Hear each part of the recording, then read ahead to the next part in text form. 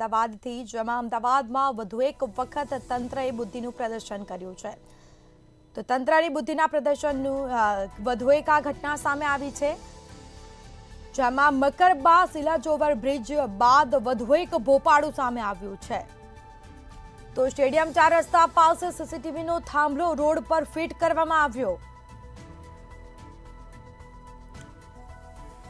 સીસીટીવીનો થાંભલો છે ડિવાઈડરની જગ્યાએ રોડ પર ફિટ કરવામાં આવ્યો છે। ડિવાઈડરથી 1.5 ફૂટ દૂર ફિટ કરવામાં આવ્યો છે આ થાંભલો,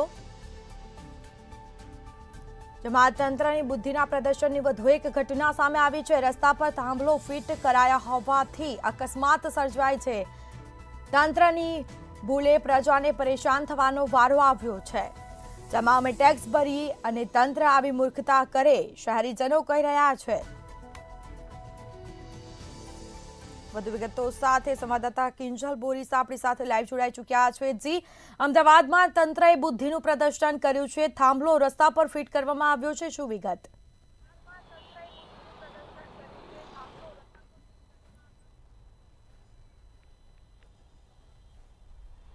સ્મિતા, ચોક્કસથી હાલ જે અમદાવાદ મ્યુનિસિપલ કોર્પોરેશન છે તેની એક બાદ એક જે ભ્રષ્ટાચારના નમૂના છે તે સામે આવી રહ્યા છે। એ પછી ગુમા અને શિલજનો ઓવરબ્રિજ હોય કે પછી આ નવરંગપુરા 5 રસ્તા પાસે આવેલો આ સીસીટીવીનો થાંભલો હોય। સીસીટીવીનો થાંભલો છે તે ડિવાઈડરની જગ્યાએ રોડ ઉપર લગાવવામાં આવ્યો છે અને જે 1.5 ફૂટ જેટલું અંતર છે તેનાથી દૂર, એટલે કે ડિવાઈડર ઉપર જગ્યા હતી અને તેમ છતાં પણ આ થાંભલો છે તે રોડ ઉપર નાખવામાં આવ્યો છે, એટલે કે સામેની સાઈડથી વાહન ચાલકો છે તે આવતા હોય અને તે આ થાંભલા ઉપર અથડાય છે।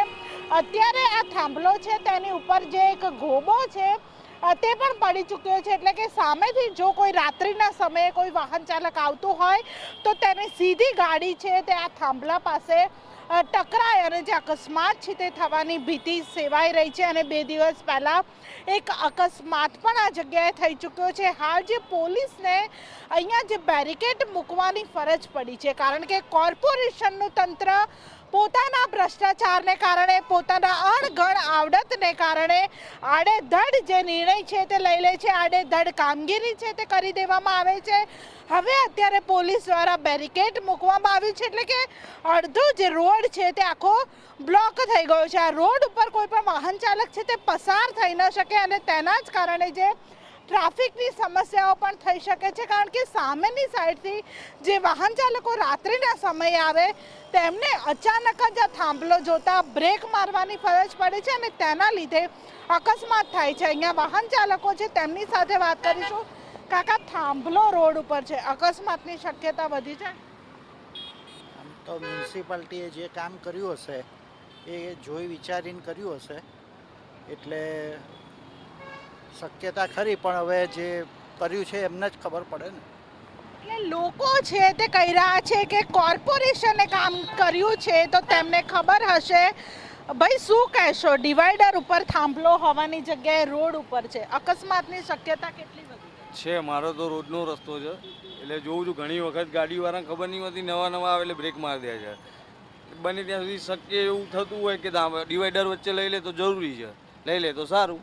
એટલે આ લાગે કે અણઆવડતના કારણે આવી રીતે કામગીરી થઈ હોય? બની શકે, કેમ નહીં? હા, એટલે લોકો છે તે હાલ કોર્પોરેશન ઉપર સવાલ ઉઠાવી રહ્યા છે, કારણ કે આવા અનેક પુરાવાઓ અમદાવાદ શહેરમાં છે કે કોર્પોરેશનના અધિકારીઓ જે તેમની અણઆવડત અને અણધડ નિર્ણયને કારણે ગમે તે કામગીરી કરી નાખતા હોય છે અને ભોગવવાનો વારો છે તે અમદાવાદની પ્રજાને દર વખતે આવતો હોય છે। અને આ એવી જ રીતે અત્યારે પણ થયું છે। અહીંયા સીસીટીવી કેમેરા માટે જે આ થાંભલો લગાવવામાં આવ્યો છે, હજુ કેમેરા લગાવવાના બાકી છે।